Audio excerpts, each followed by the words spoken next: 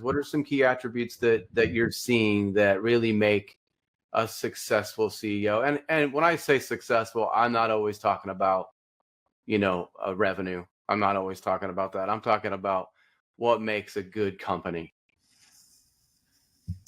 That's a great question. The first thing is always culture, but how do you get a culture? That's the better question.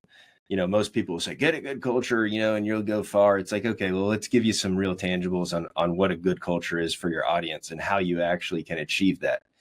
And the short answer is I'm not going to be able to tell you today because it's on a case-by-case basis. Anybody that can blanket culture or blanket that process is lying to you, because each stage of the process has different requirements in order to achieve this great culture. It's a moving, living, breathing organism.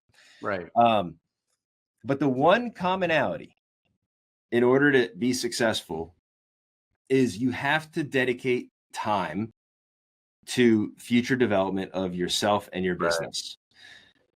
What do I mean by that? Okay. I don't care if you're a $1 million company or a $100 million company, if you can't take a 3-day weekend every single month, then you're not where you need to be. You need to get back to work.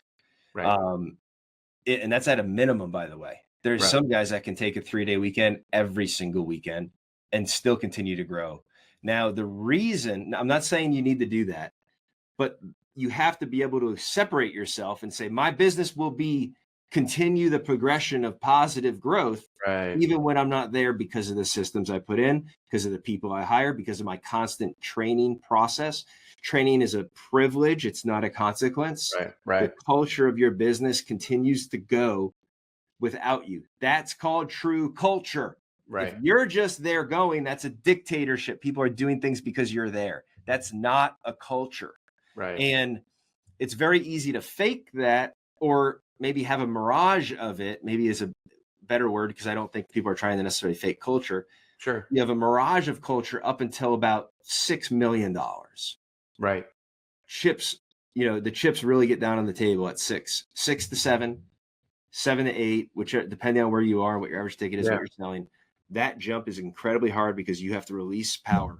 There's balloons, whatever. There you go. Good timing. So, those types of jumps start to lead into training, and then you start to have to delegate. And as we move up, you can go up and up and up.